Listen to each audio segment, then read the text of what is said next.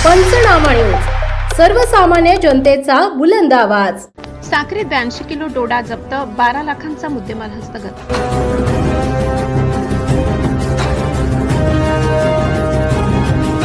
नाशिक शहर अंमली पदार्थ विरोधी पथकाची कोंडाईबारी परिसरात धडक कारवाई, राजस्थानमधील दोघांना अटक।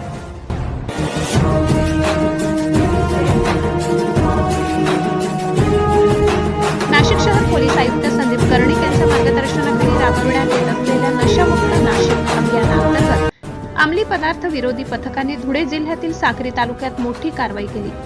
कोंडाईबारी येथून 2 आरोपींना ताब्यात घेत त्यांच्या ताब्यातून 82 किलो 264 ग्रॅम डोडा, रोख रक्कम, वजन काटा व 2 चारचाकी वाहनांसह सुमारे 12,33,960 रुपयांचा मुद्देमाल जप्त करण्यात आला। उपनगर पोलीस ठाण्यात दाखल असलेल्या एनडीपीएस कायद्याअंतर्गत गुन्ह्याच्या तपासादरम्यान आरोपी मुकेश गोवर्धनराम विष्णोई व भरत भिकाराम विष्णोई राहणार जोधपूर राजस्थान यांचा शोध सुरू होता। तांत्रिक विश्लेषण व गोपनीय माहितीच्या आधारे हे दोघेही 17 जुलै रोजी साक्री परिसरात असल्याचे निष्पन्न झाले। त्यानुसार पथकाने 18 जुलै रोजी कोंडाईबारी येथील समर्थडा हॉटेल परिसरातून दोघांना ताब्यात घेतले।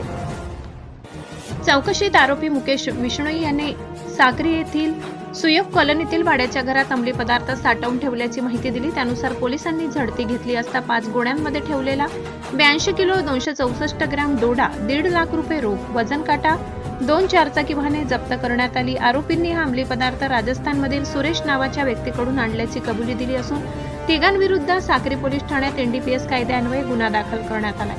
ही कारवाई पोलीस आयुक्त संदीप कर्णिक, पोलीस उपायुक्त किरण कुमार चव्हाण, सहाय्यक पोलीस आयुक्त संदीप मिटके यांच्या मार्गदर्शनाखाली करण्यात आली। वरिष्ठ पोलीस निरीक्षक सचिन चौधरी, एपीआय विशाल पाटील तसेच अंमली पदार्थ विरोधी पथकातील भरत डंबाडे, बळवंत कोल्हे, संतोष सैंदाणे, गणेश वडजे, योगेश सानप, अविनाश फुलपगारे, चंद्रकांत बागडे, अर्चना भड व सहकाऱ्यांनी यशस्वी कारवाई पार पाडली।